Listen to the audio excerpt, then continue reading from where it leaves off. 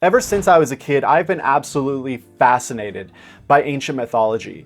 And although I've never forgiven my mom for giving me Greek mythology for dummies, I think it really does speak volumes to how myths are seen by today's world. They're either fun fantasy for history nerds and children or dummies. Yet, why is it then that myth is found in every human culture? If myths are really just pointless stories, why is it considered an essential element of culture itself? By the end of this video, I'm going to help you understand how myths actually serve an evolutionary purpose for both culture and people. As an atheist, I can completely understand how ridiculous that sounds, but Jungian psychologist D. Stephenson Bond gives a pretty compelling case in his book Living Myth. Because just think about it. Evolution is about a species adapting itself to an environment. If you have a culture that develops a certain mythology, it is because they are trying to understand their place in the world in order to better live in that world. Despite their fantastical elements, a myth is not merely a story that is false and fantastical. Instead, when I say myth, I mean specifically a story that is meant to determine how well a culture can adapt to the environment they live in. As such, here's a better way to look at how myth operates in your own life. Given the environment you live in, what stories are going to help you become a better person who can navigate that environment better? That opens the gate a lot to consider what exactly myths may be, even myths of science. Again, not a falsehood, but a story that improves your ability to survive in a certain environment. Another example. Let's say you live in ancient Greece at the height of the conflict between the city-states. It's probably, maybe, the case that the most important myths, or stories, will be those of Achilles, Ares, and Zeus, rather than the more pacifistic myths of Jesus or the Buddha. It's not just that your lack of technology prevents a more sophisticated science. You need children to play as Achilles, to imagine what he'd do in various situations and against various foes, all so that they can internalize the very being of Achilles. This process will, in turn, help them grow up to be great warriors who can ensure the safety of your way of life, or, at the very least, support such warriors. Again, these aren't just fanciful narratives, but are instead the stories that you have to tell yourselves, about your world, and about how you should engage with the world. On top of that, once a culture becomes embedded within a myth, it's not just the environment that you have to navigate. Myth also begins to give lessons for navigating the very world that the myth itself has created. If a culture's mythology has stories about how to live correctly, then that creates demands upon a people to live in that way. You have to follow the rules of the myth itself. Here's the third example. The Spartans had a sort of mythic figure named Lycurgus, who is said to have created the militaristic way of life that most of us today associate with Sparta. They tell themselves a story of a lawless dark age that was solved by Lycurgus, which is used to then justify why they should dedicate their sons to the life of a warrior. It's not just that they have a semi-magical myth about their origin. This story also justifies an entire way of life that demands how they must engage with one another and with the rest of the world. The more complex the mythology becomes, the more energy people are pressured to invest in learning how to conform to specific ways of feeling, thinking, and acting. And so if you watched my video, The Conformist Cage of the Nice Guy, then you know how dangerous the pull of conformity can be. This becomes even more important given everything I've said so far. If a mythology is meant to adapt us to a certain environment so that we can thrive, then what happens when that mythology is no longer adaptive? At that point, we are demanding our children conform to a mythology that is actively making them less adaptive. If a certain story is no longer helping you navigate the environment, then by default, it is likely making you worse. The environment is always changing. So that means that your myth and you must too. To give you an example from my own culture, the history of North America is in part defined by the conquest of the indigenous peoples. At a certain point in our history, there was a cultural myth about the expansion of European peoples across the continent, which led to the birth of modern, capitalist, liberal democracy. You can see already that there are two very different stories being told. On one side, we have a positively framed story about the birth of modern civilization, And yet on the other, we have a story about the genocide of an entire continent's people. Both of these myths are kept alive through the way children play, though in a very telling way. As a kid living in Canada, we often played cowboys and Indians. One of my friends was actually Indigenous. What was so interesting is that I remember that I had said that I wanted to be the cowboy and he could play the Indian. He refused because the cowboys are cooler. Now, of course, you might look at that and think it's just kids playing games, but it's not just that. He was literally Indigenous. He was literally a descendant of the cowboy-conquered Indian. So just imagine for a moment what that's teaching him about his own identity as an Indigenous person. What is that teaching me as a white kid playing with a boy who is Indigenous? We're both learning every time we play cowboys and Indians that it's a bad thing to be Indigenous. The cowboys were meant to conquer them, and that everything that happened to his people was a necessity for the advancement and progress of civilization.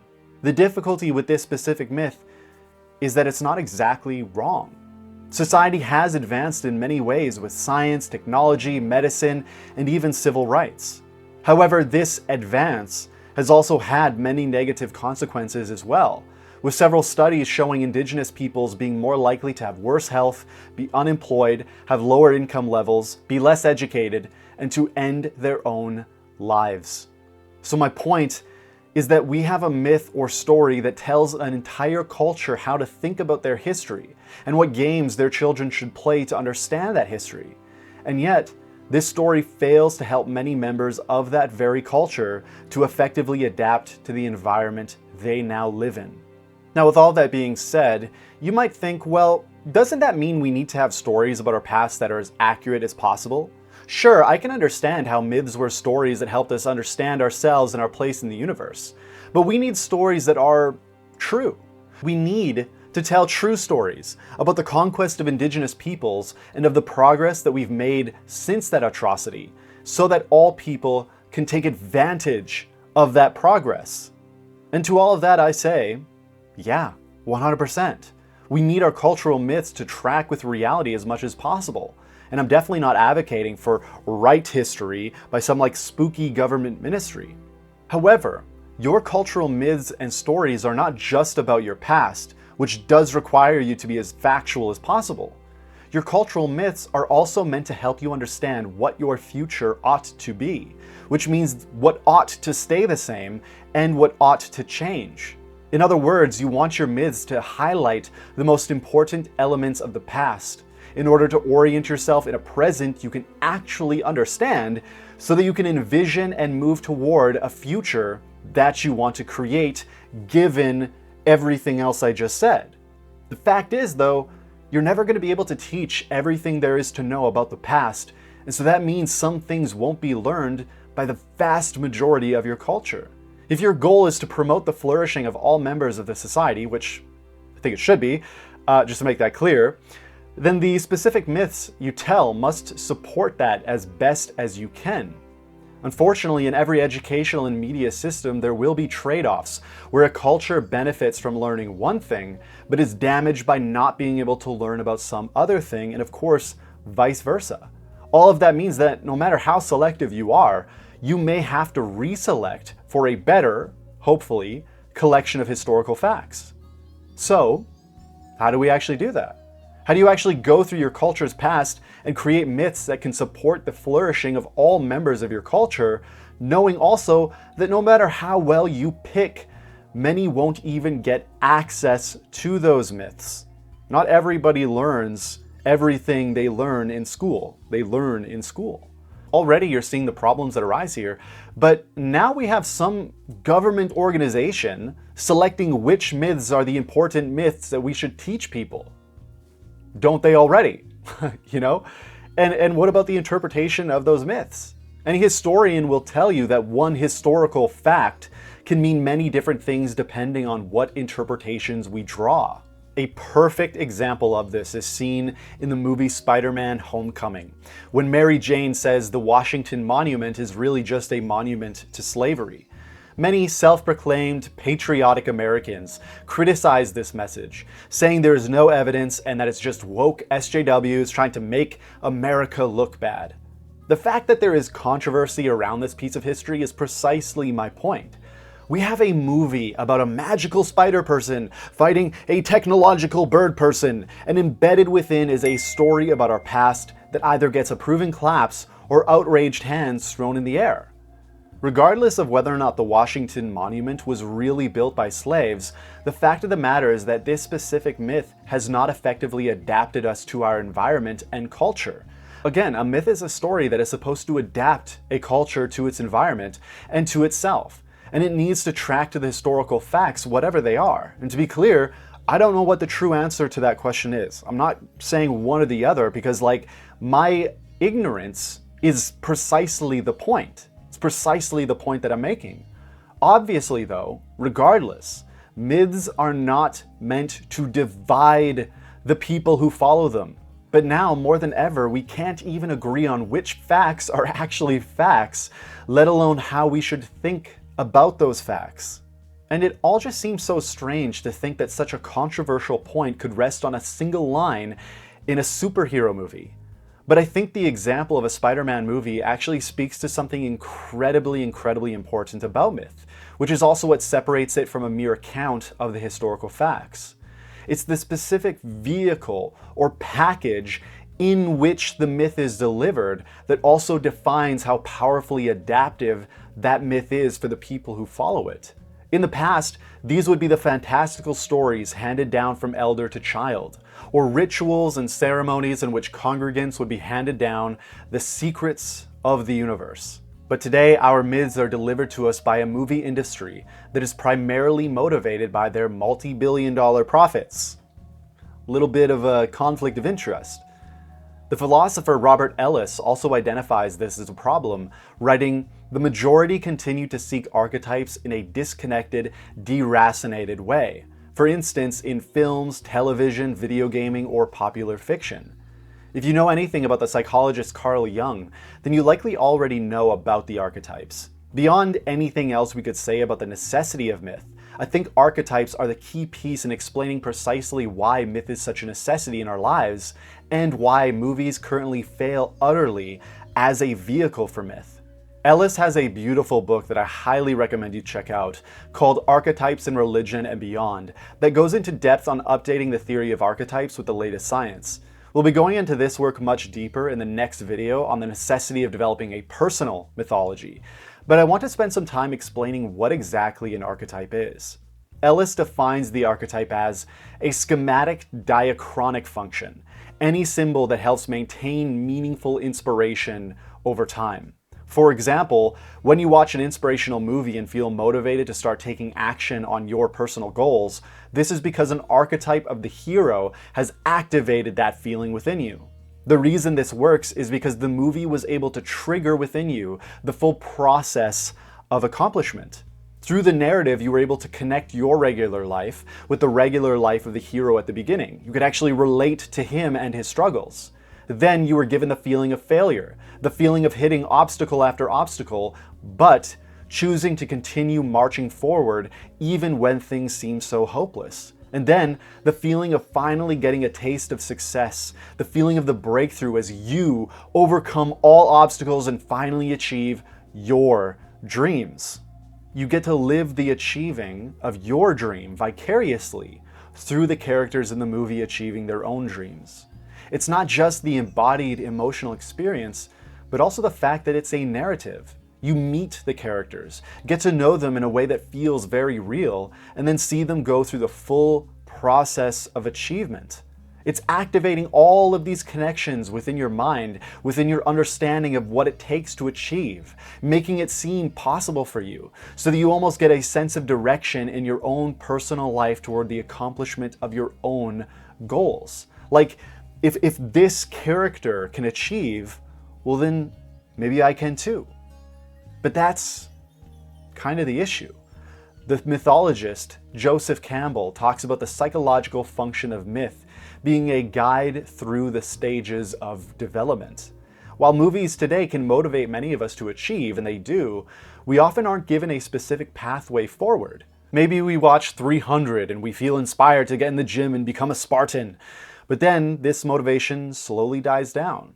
We cave on our diet, and next thing we know, we're back jerking ourselves off in between rounds of the latest video game.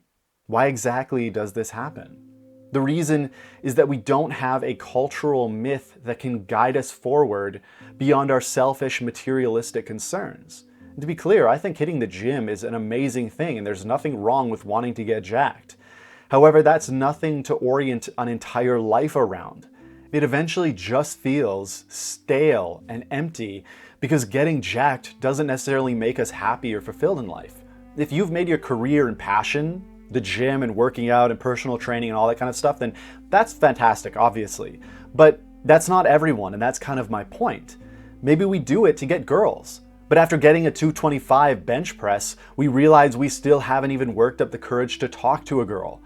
Maybe we go into the gym to have the discipline to dedicate ourselves to our career, but we realize we're in a career we hate that doesn't make us feel fulfilled or like our life has meaning and purpose. A cultural myth is meant to motivate us to evolve ourselves psychologically, to bring us together under shared goals that we actually care about, to help us understand the world and our place in it, and to direct us towards something outside of ourselves that we can care about more than our daily selfish concerns. Today, most of us spend our lives wasting away in front of a black mirror. Today we are polarized more than ever, and we can't agree on simple details of historical fact. Today our trust in science, our greatest tool for discovering what is true, is trusted less and less every year. Today, we direct our lives toward fawning over celebrities and helping the hyper-rich become even more wealthy, as we can barely afford groceries, and many of us may never afford a house. The causes of these issues are many. I'd be severely out of touch if I suggested that the only solution was a cultural myth. That's not what I'm saying whatsoever. However, the cognitive scientist John Vervaeke has worked in depth on the meaning crisis, or an explanatory framework that helps us see why so many of us struggle today with anxiety, depression, and meaninglessness, despite the fact that so many of us live healthier, safer, and more entertaining lives than ancient kings. What Vervaeke says is that we not only need stories containing meaningful archetypes that can motivate us toward goals we can actually care for, but we of course actually need goals that we can actually care for, let alone the kind of work we need to do on ourselves to be able to achieve those goals. Without a cultural myth, so many of us are cast adrift on an empty sea, wondering why we feel so alone, why we feel so hopeless, nihilistic, and stuck in our lives. We bury our sorrows in cheap pleasures that have no bearing on our lives. Superhero movies, video games, celebrities, and porn. None of these things can ever hope to be something we can orient our lives around, and yet for far too many of us, they're the only things we have to do so. Despite that, what cultural myth could we possibly have to adapt us to ourselves and to the environment, to perform the evolutionary and psychological function that myth was meant to perform? The deconstruction of Christianity, paganism, and all other mythologies was an absolute necessity because of the very real issues they had. They were oppressive stories full of bullshit that ripped us away from reality, so we wasted our lives praying to make-believe men, women, and animals living in the sky, all for the vain hope of an afterlife that probably doesn't even exist. The simple fact is that we cannot go back to a cultural myth that doesn't track with historical fact, nor one that contains pure metaphysical nonsense masquerading as an ultimate truth, often in violation of what science tells us is actually true about the world. In the video after the next, I will be going into the dangers of myth, because again, as an atheist, I am very much aware of the dangers of religious belief. However, the major point that I'm trying to make with this video is that we still need a cultural myth moving forward, even if we cannot find one by looking backward. Even if you connect with Christianity and wish to bring it through the great filter of rationality and deconstruction, you must actually bring it through the filter. You cannot go back and assume that everything will work out fine because the environment is continuously changing, and so your cultural myth must itself continuously change. Anything else is basically just a utopian ideal. So where does that leave us? How can we actually move forward as a people when every avenue for cultural myth seems empty at best and dangerous at worst? The path, at least in my mind, is to begin cultivating a personal myth. If you want to know more on that, then please stay tuned for the next video. Until then, I'd love to hear your thoughts on this video, so please join the conversation in the comment section. Thank you so much for your time and attention, and I wish you the best on whatever journey you find yourself on.